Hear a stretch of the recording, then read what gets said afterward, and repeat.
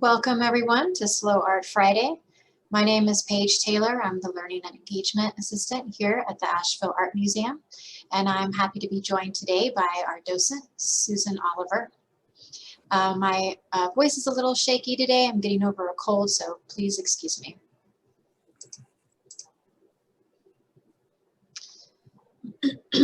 By default, your microphones have been muted, but in a moment when Susan begins our discussion, we welcome to unmute yourselves and join in. As you participate today, please remember to silence alerts from devices and choose a location, a quiet location. Try to avoid sitting in front of a strong light source. Use headphones and a microphone for best sound quality, and a desktop, laptop, or tablet for the best viewing quality.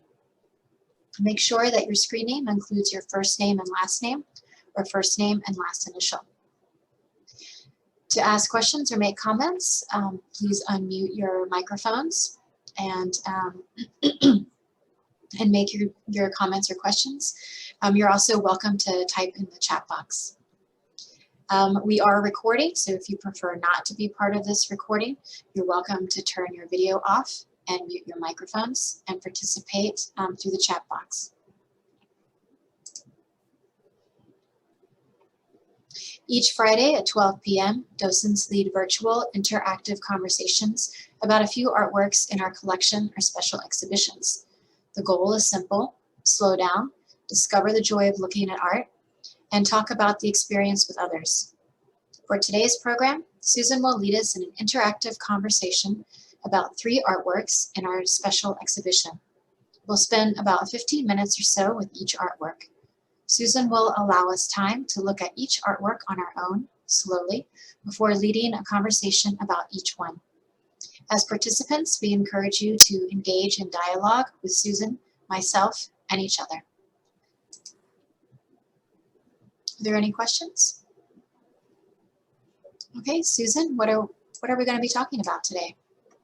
So today we're going to talk about the Beauford Delaney exhibit that we have called Metamorphosis into Freedom. And it's an exhibit from the Knoxville Museum of Art, which is where Buford was born. And we'll go through how his style has changed as the years went by and as he moved to different cities by looking at his portraits. So the exhibit in the museum is divided into 3 sections: portraiture, landscape, and abstraction. And today we're going to concentrate on portraiture.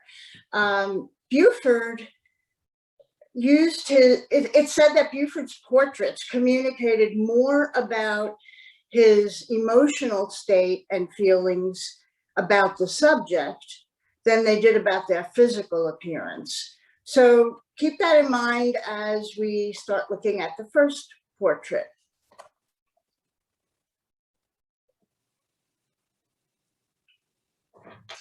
So take a few minutes a few seconds to look this over carefully, and then we will talk about it.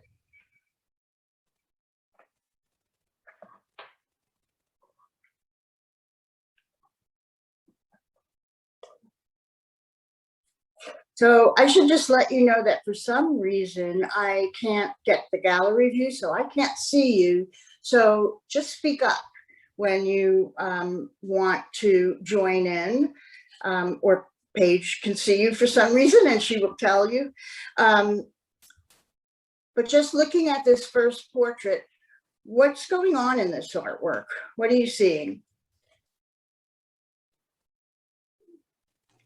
I am struck by this is Laurel, by the facial features and the detail on them. I'm drawn to this man's eyes, and he looks to be very pensive, but very, very strong and determined, yet tired to me. So what is it that you see that makes you say that? Is his eyes, and well, actually, I will say this is a woman. His eyes, is that because of the light that you see hitting them, or what do you see? Oh, just perhaps even the mouth and the lines in the face coming from the nose down the cheeks.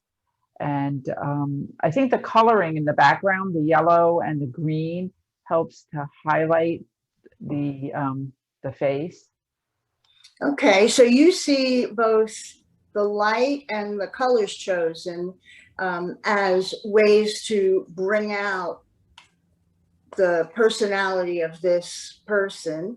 What more can we find? Anybody else? I was wondering, I thought it was a woman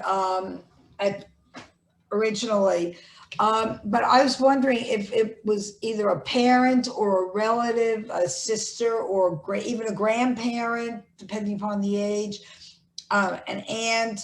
There's something about it that made me think that it was a female relative. Well, what is it that you see that makes you think that? I don't know. I find there's a certain intimacy about it. The way he has, shown her, displayed her. Not that it was like, there's not the flaws. There's not an exaggeration of any flaws, but there's just a very forthright portrait of this person.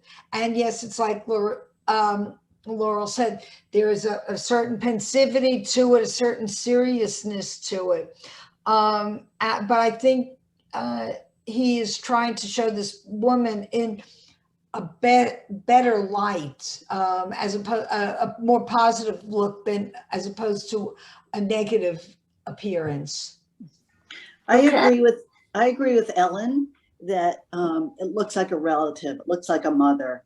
And I think it's because, the expression on her face or the way she's holding her head sort of tipped forward, that's the way a mother looks at a child, right? Even an adult child. So true. I'm laughing. I agree with her about that. I'm sorry, who made that comment? It's Alice. Alice. It's Alice. Yeah. Alice. Yeah, I agree with Alice that, or maybe depending upon the age, maybe even a grandmother, although there's no gray in the hair. But or maybe it's an aunt. Yeah, there is something about it that there is a certain maybe intimacy, a connection is the word. Okay. Between the two. Well, since everybody is making guesses, let's go ahead and look at the label and see who this actually is. So this is a portrait of Delia Delaney, who was Buford Delaney's mother. And just a little bit of background about Delia Delaney. She was born as slave, and therefore she was illiterate, never went to school, never learned to read and write. But there was a dignity and a strength about her. She had 10 children, only 4 of them survived into adulthood. But those children, she really worked hard to instill a dignity and self-esteem. And she taught them about injustice and racism. And so I think that's some of what you're seeing in this picture. Anybody have any other comments now that you know that it's his mother? Can I say something about it? This is Joey. Hi, Joey. You talk about, I see serenity in here. I see like a prayerfulness. And what makes me say that, because I know you're going to ask me that, is the triangles. I see a lot of triangles here, like someone praying, like her blouse. It could be her hands there, but there's like triangles. Her nose and mouth, there's a triangle. Her hair's a triangle. The whole thing has like a chapel type of feeling to it, which has this religious connotation to me. That's great. And, you know, I hadn't noticed that what I thought was a design on her dress in the middle looks like hands, looks like she's holding her hands up. So that's interesting. What else makes this look kind of divine? The serenity in the face.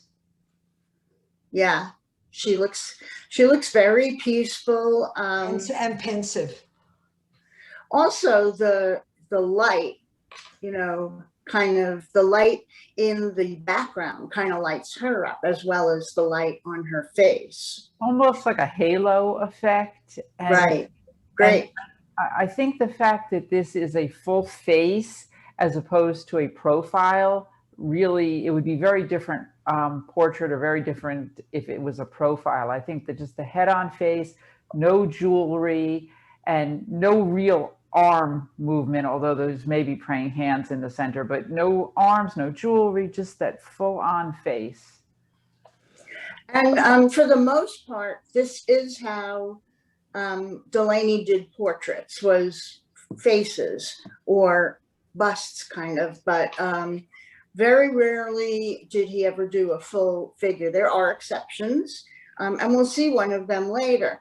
A little background on Buford Delaney. He was born in 1901 in Knoxville, Tennessee, and he was very much encouraged by both his parents in his artistic abilities. He got a job when he was a teenager with a sign maker, and that's somebody who also encouraged him. He has a brother, had a brother, Joseph Delaney, who was an artist as well. So he was born in Knoxville, not far from where we are, but when he was in his early 20s, he left Knoxville for Boston to get a real art education, which he did not only in an art school, but also in the museums in Boston. So he studied art in Boston, but that's also where he began to learn about Black activism. His mother had given him some background, but he learned about what was going on in the Black community and what they were trying to change very early on. So let's move on to our next portrait. Is he still alive? I gather he No, is he's still not. alive. He Oh, died in okay. he died in 1979. So he was 78 when he died, and he died in Paris. He lived most of his life just outside of Paris. Okay, so the 1933 is. So in 1933, after when he did the drawing.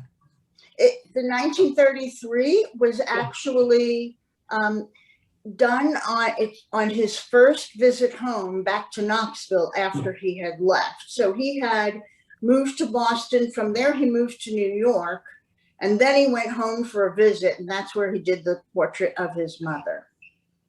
Just one last thing, you said he was born in 1901, then that means that when he was a teenager, the Spanish flu hit. You know, we're talking about COVID right now, and everyone's talking about the Spanish flu, 1918, 1919, and then the Great Depression, and a lot going on. That's true. I don't know how, I haven't seen anything about the flu epidemic. I do know, like I said, that 6 siblings that his mother gave birth to died, but I don't know how or why. So did you say when she was born? When was she born? Do we know? I don't know. She was probably pretty young when she gave birth to him, although he was not the first child. So I'm not sure, but she was born a slave. So she was born in the first half of the 19th century. Yeah. Yeah, at least before 1865. Right. Okay, so as I mentioned, he moved to New York after Boston, and the time he moved to New York, which was 1929, what was going on in New York? That was the crash. Stock market crash. Yeah, the Depression. and also the Harlem Renaissance. And I'm sorry that I forgot to give you some time to look at this. So let's be quiet now and take a look at this next portrait and think about how the difference from that first one we saw and this one.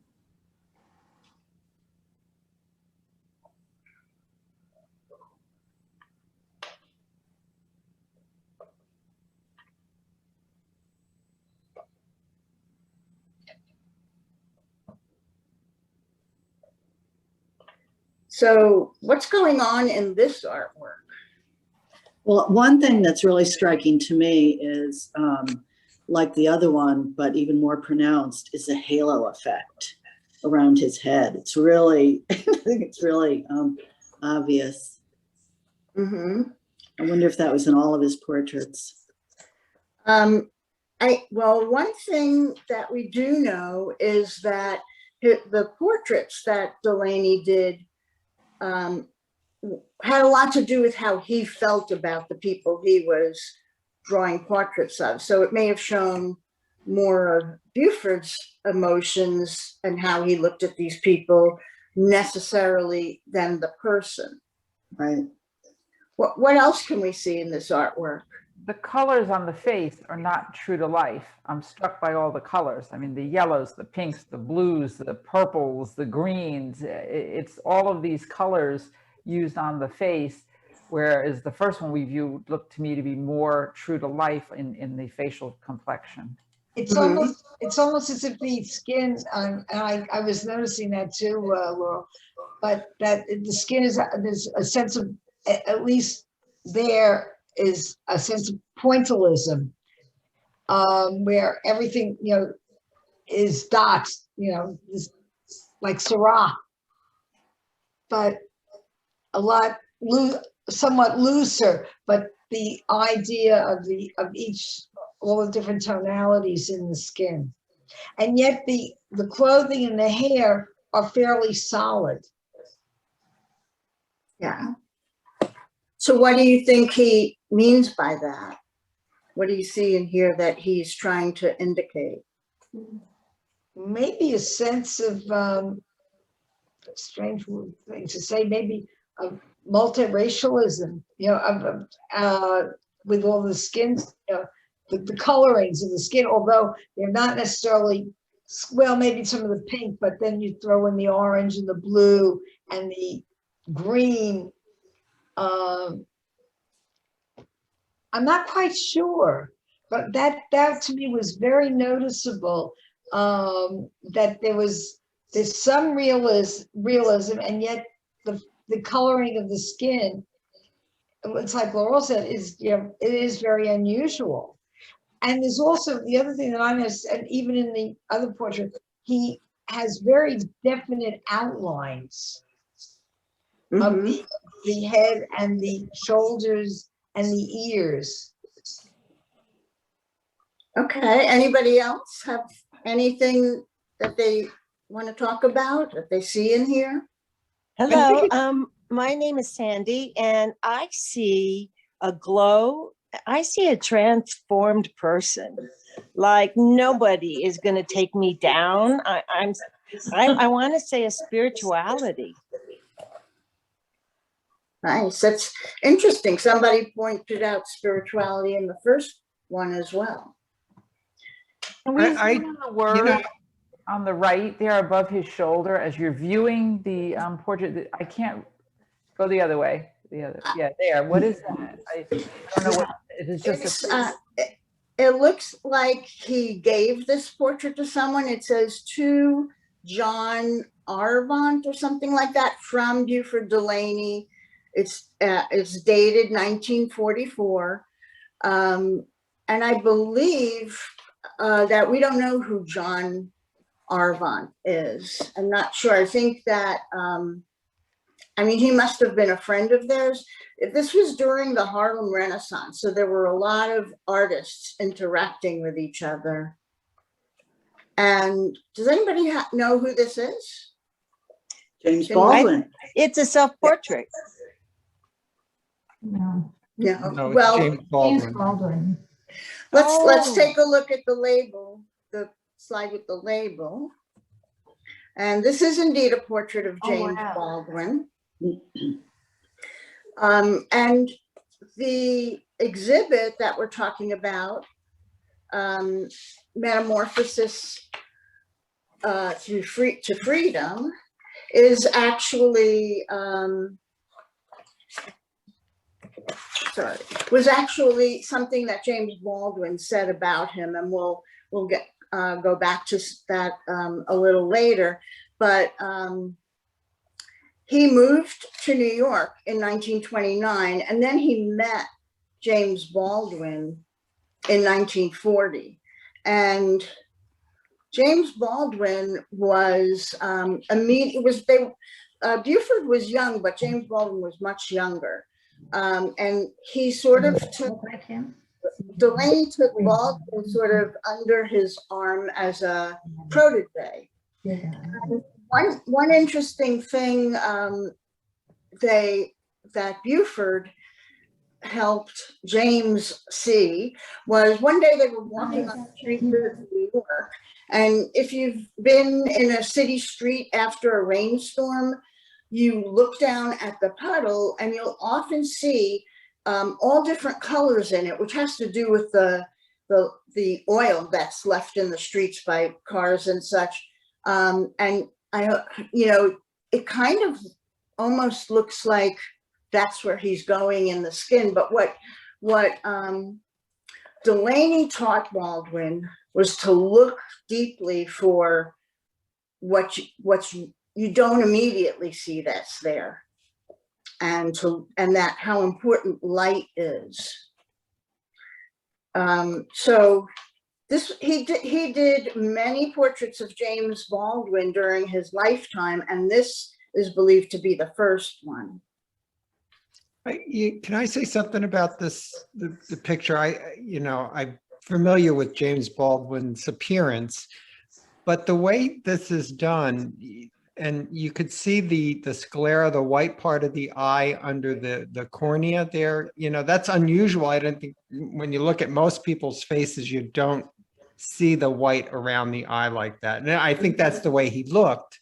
And then, yeah, the one eye is larger on the left, and the one ear is larger on the right, but it's all sort of balanced. And it's a beautiful picture of a person, but those are very odd-like things for someone's face to have. So what do you think, by looking at this painting, what do you think that Buford Delaney was showing that he feels about James Baldwin? How does he feel about James Baldwin that he put into this painting? I would like to say that I think his eyes look as though he's devoted to the artist. So I don't know if that's Baldwin's interpretation or Delaney's interpretation, but he looks in awe of the person he sees making this portrait. Yes, and perhaps what the person painting the portrait sees in him as well.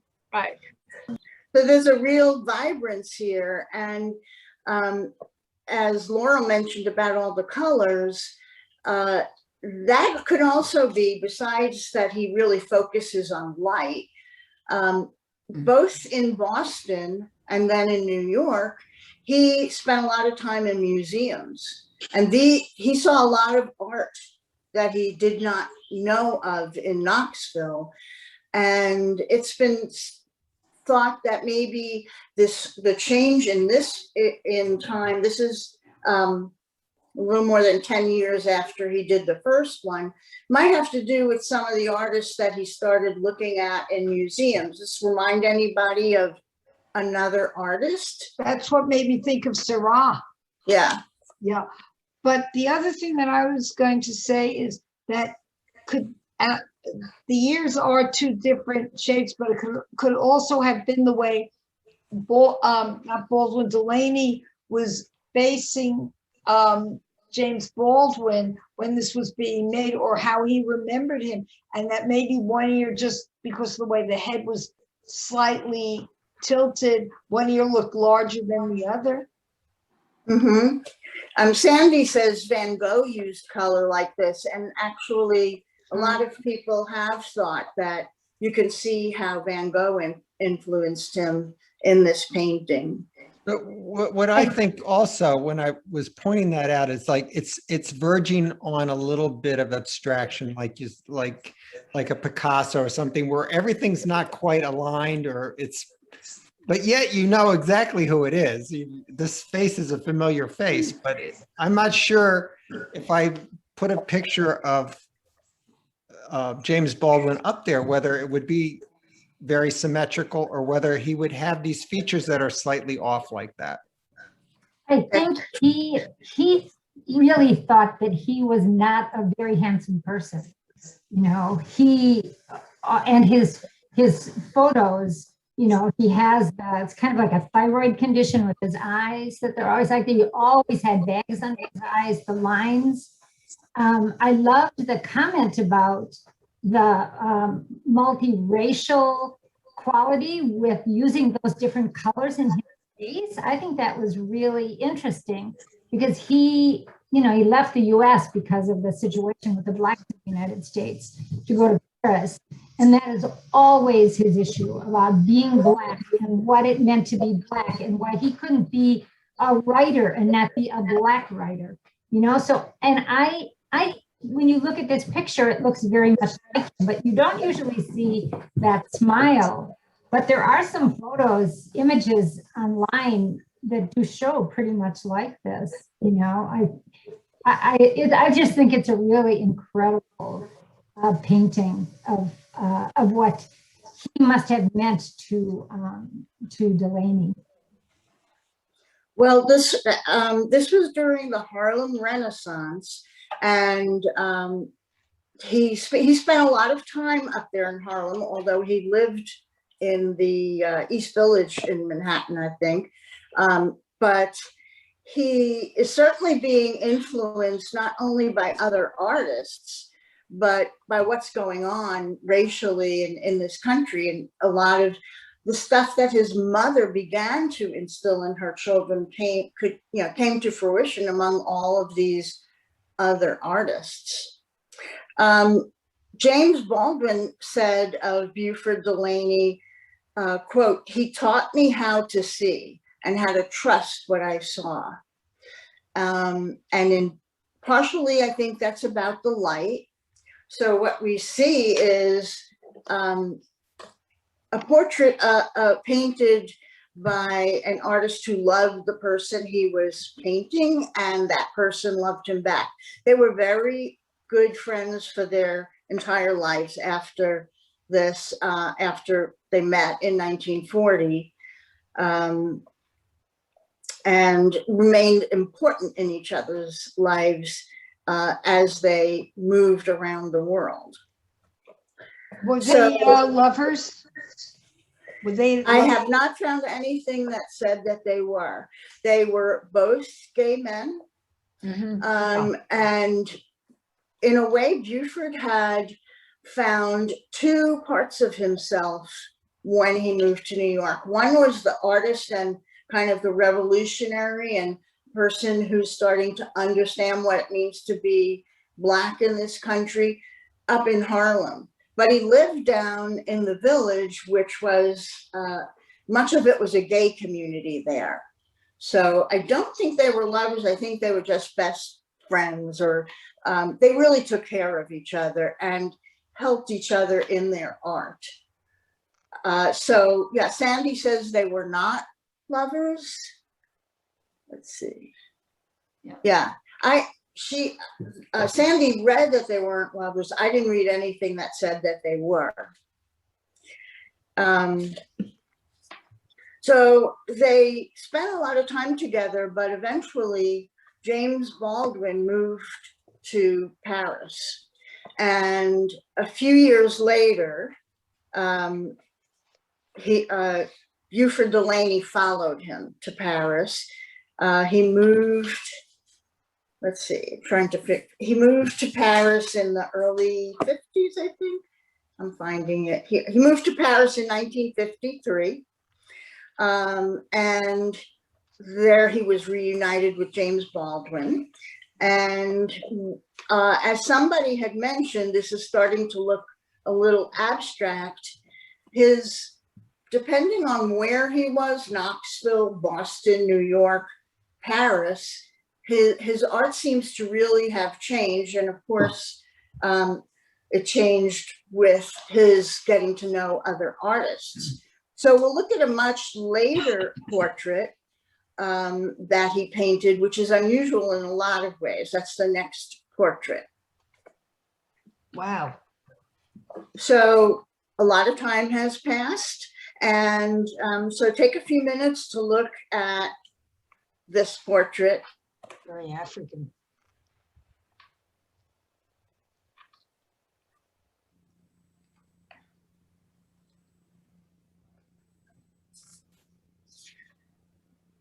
So what's going on in this artwork? It's very And how is it African different looking. from the previous ones? It's very African looking. There's a lot of the African influence in it. Just the symbols in the background and even the figure. It just, where in Africa specifically, I don't know, but it has a very tribal look to it. Mm-hmm. And you say that because of the figures you said, or?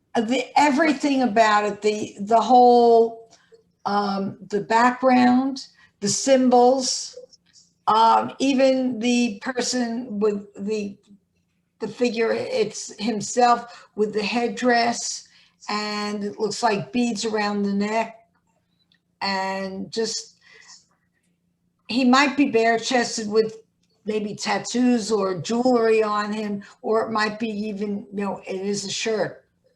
But it just to me screams African art. Well, it's What else can we find here? Well, it's a full figure, which is totally different from the other two. And there's scenery, there's background, there's some sort of a settee or something. And the facial features, although they're smaller because we saw the others were large, full portraits, the eyes, nose, and mouth are definitely have that lighted halo effect there on the facial features. So, yeah. And anybody else? Go ahead, Laura.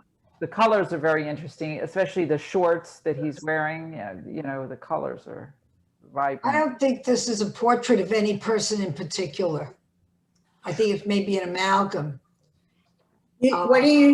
Does it remind you of anything else that you've seen? I sense the craziness of Van Gogh. Because of the background and the colors and the hat, and but I also thought of Gauguin when I first saw it because of the colors and the subject. Yeah, well, he was in Paris when he painted this, so under the influence of a lot of different kinds of artists. Anybody else? Well, when I first looked at it, I thought he was wearing a beret, but I don't know what those things on the top are. I thought maybe it was just a design behind him. But if he was in Paris, berets, right? True. Did he ever go to Africa? I don't think he had necessarily he went to not deep Africa, but he did. I think he went to Istanbul. I think Turkey, where James Baldwin had moved at one point. But this was he had started even back in New York to get more interested in his heritage and in what it meant to be an African American. So let's take a look at the label for this painting.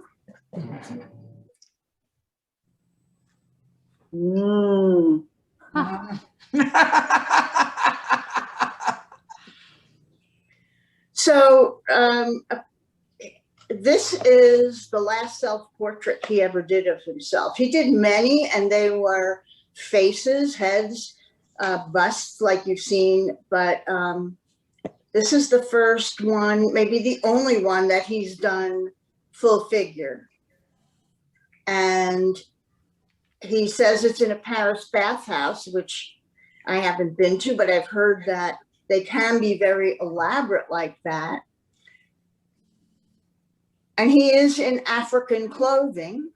In fact, he is painted himself as a Maasai warrior. So this was painted in 1971, and he was 70 years old. This is oil. This is oil on canvas, which is right. The others were the pastels on paper, and so that makes the difference. Interesting that he's painted himself as a warrior, but in a Paris bathhouse. I mean, those two things don't really go together. Also, there's a sense of permanence to it for the mere fact that he painted an oil on canvas as opposed to doing a pastel drawing, as the others were. I do think that most of his work, once he moved to Paris, was in oil. And what else is different about this? It's not as recognizable a face, but what else is different in the style from the previous ones? The background, the details of the background. Yeah, what does that make you think? Whether it's a Paris bathhouse or African inspired, what does that show you about him?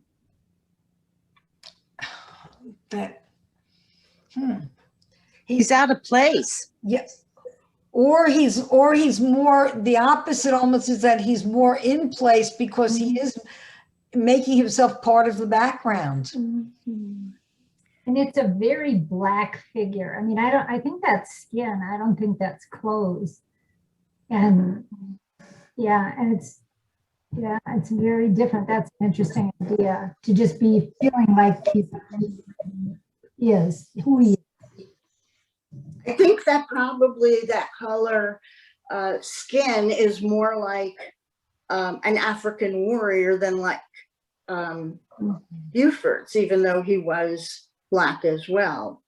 Do you have any photographs of Buford so we could see how he really looked? I don't have any here now. There are photographs in the exhibit at the museum, including one very famous one of him walking down the street in New York with James Baldwin. And you can really see the almost father-son, mentor-protege relationship between them. I'm just looking at the size. What was the size of the first one of his mother? Like, this is 21 by 18. The other was 18 by 24. What was the size on the first one? 19 by 20. Okay. So this is almost a square. Right. Okay. Thank you. But they're all within a certain size range. It's not that one is so much larger than the other. It's almost as if that's the size of the canvas he got. Yeah, his as he moved more into abstraction, which this is figurative, but it's still influenced by abstraction, his paintings got bigger. And if the part of the exhibit with abstraction has some pretty large paintings. So at this point, he was really trying to bring out some inner truths of himself more than necessarily his physical world. And once in Paris, here's something that James Baldwin said about him once they moved to Paris, quote, "I began to see Buford's paintings in a new way. And it was also at this time that Buford's paintings underwent a most striking metamorphosis into freedom," which is where we get the name of the exhibit. So he's moving to freedom with all kinds of things, his style, his color, his subject matter. Anybody else have any ideas about this portrait? Well, I know he was institutionalized. He couldn't take care of himself for the last several years. And so the craziness that I see in this last self-portrait makes sense to me. He did indeed suffer from mental illness his whole life. And it did apparently get worse as he got older. I don't know exactly what the diagnosis was. I've heard, everything from schizophrenia to bipolar. It does sort of go along with him getting more into himself, where he came from and what it means to be Black. And of course, what it meant to be Black at that point was different in New York and in Paris, which is why so many artists, especially Black artists, moved to Europe and didn't come back.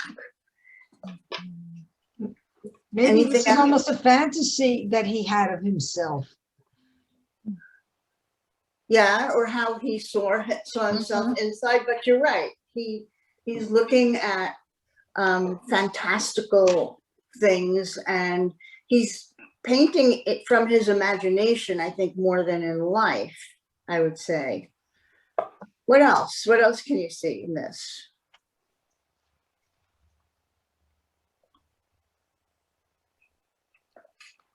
Well, I want to read you another quote from James Baldwin. And like I said, they were very close. And James Baldwin actually did help take care of him towards the end of his life, although he wasn't there when he died. But in thinking over the whole life of Buford Delaney, James Baldwin wrote, quote, "The darkness of Buford's beginnings in Tennessee many years ago was a black blue midnight indeed, opaque and full of sorrow. And I do not know, nor will any of us ever really know, what kind of strength it was that enabled him to make so dogged and splendid a journey. He was the first living proof for me that a Black man could be an artist. He became for me an example of courage and integrity, humility, and passion." So we can see how important they were to each other as far as, investigating their lives, both as Black men and as gay men and as artists. I want to just say something about the background, as it's primarily yellow. And if you look at the last the two other paintings, I think he used yellow, and I think the backgrounds are I guess he didn't use it in the second one, but in his mother's painting, he's got some yellow back there, and it seems to just be illuminating the way he paints these portraits. It's like he's depressed, but these are not paintings that indicate someone's depressed to me. I don't know. They're very happy paintings, in my opinion. They're very light filled, and yes. I think that's why the yellow and it's light. When he was young and still living in Knoxville, and working for the sign painter, he was recognized as an artist, even though he was just a teenager, by a local and well-known painter in Knoxville, Lloyd Branson, who kind of took him on and started giving him his first art lessons, and who also told him and taught him that paintings should be studies in light. So it seems like most of these, and even when you look at his abstractions and landscapes, what's so striking about it is the light, which takes me back to that walk he was taking down a street with James Baldwin, when he pointed out to James Baldwin the beauty of what he was seeing in the puddle, which was light, oil and light. So in all of his works, light seems to have great importance in all of his color works. Maybe that's why the skin is so multicolored in the James Baldwin portrait, because possibly that was how his skin, Baldwin's skin, appeared under a certain light when he was doing the portrait. Right. Lynn says his skin tones have gone from high yellow to dark black. Is that a social statement? What do you think? Is that a social statement? Is it a personal statement? Seems Personal like, social statement. yeah. It's possible that he was almost trying to show a certain multiculturalism in the portrait of Baldwin. Mm-hmm. Although Baldwin, you know, originally, well, basically his writing was to appeal to blacks, but he became obviously recognized as an author for all cultures. I remember reading him in college. Yeah, I did too. It's really interesting how closely the two of them worked and spent their lives, and we can certainly see the influence of James Baldwin in his paintings. He painted many paintings of James Baldwin, and some are full-bodied and not, but this is the first and probably the most, or one of the most realistic ones.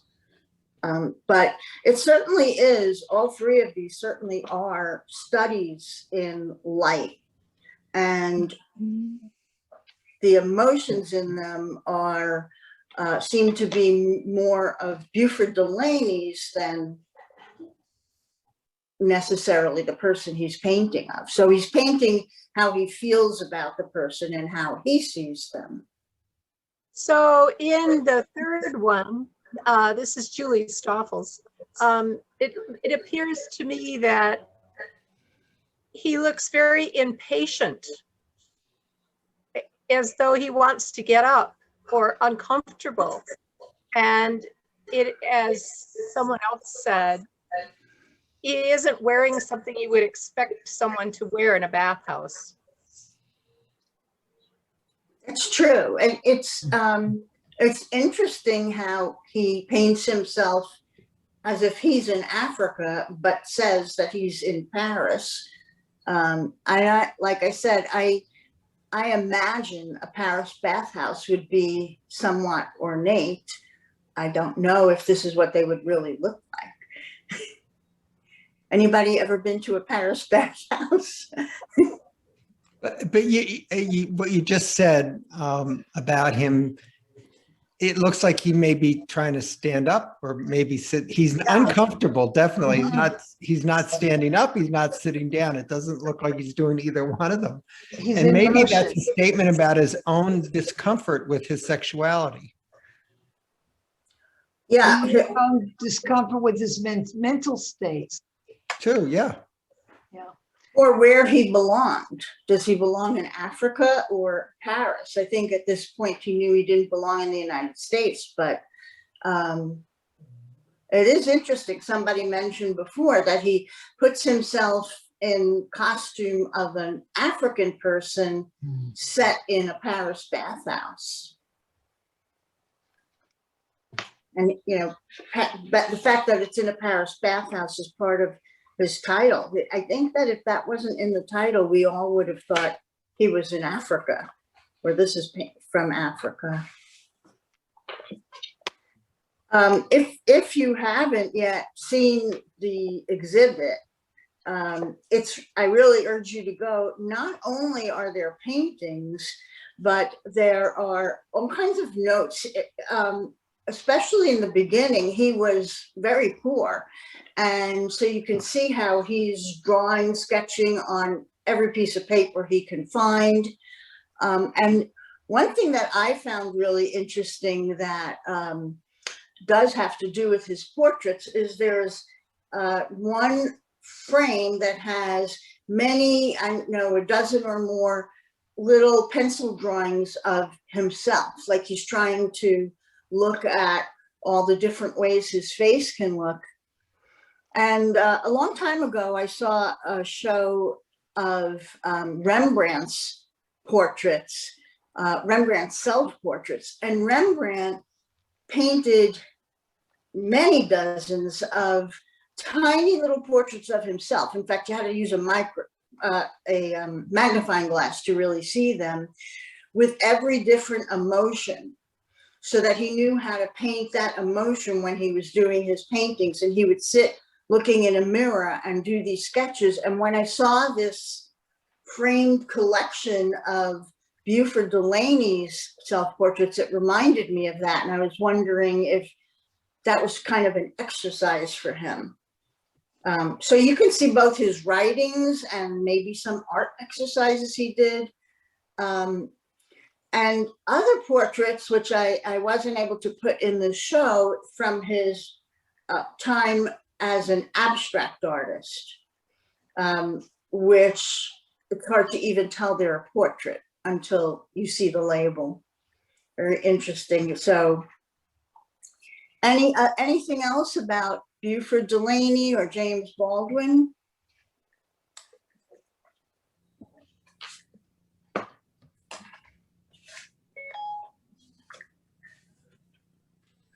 Okay, well, I hope you go and see these portraits and see all the other artworks that are in this display.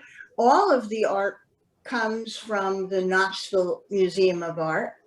And our museum does not own any Buford Delaney. I'm sure they would like to. And I did see that there are some in auction houses.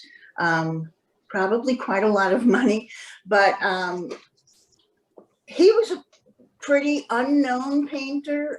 He didn't gain real fame in his life, but he was important to Knoxville. And when they realized how little attention was being paid to him, they acquired a great deal of his work, much of it through his family.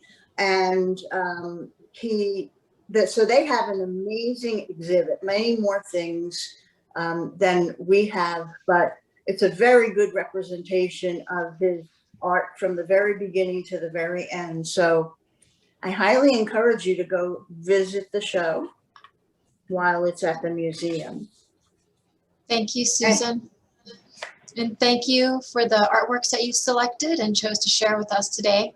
And thank you, everyone, for participating in this conversation and making it a great discussion today. I just want to remind you all that, excuse me, in the link that, or in the email that I'm about to send to you, I'll include the link for next week's Slow Art Friday on June 11th. So I hope that you'll join us next week when our docent, Hank Bovey, will be leading us in a conversation with artworks from our Lewis Hine photography exhibition, Our Strength is Our People. Until then, have a great week and hope to see you Friday. Thank you. Very, very an excellent topic today. Thank you, Ellen. Thank you.